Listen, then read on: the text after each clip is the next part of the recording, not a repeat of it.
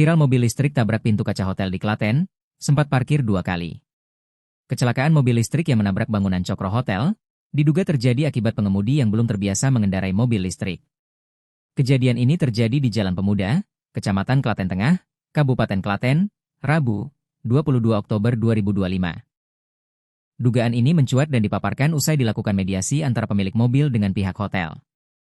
Agung menjelaskan saat insiden terjadi di hotel tersebut tengah berlangsung event.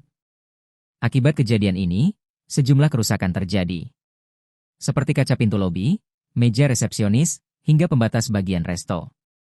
Di sisi lain, terkait identitas pengemudi apakah merupakan customer hotel atau bukan, pihaknya belum dapat memberikan informasi. Siang itu suasana di Cokro Hotel, Jalan Pemuda, Kecamatan Klaten Tengah, berubah seketika dari tenang menjadi panik. Para tamu yang semula sibuk antre mengambil makan tiba-tiba dikejutkan oleh suara dentuman keras dari arah depan hotel.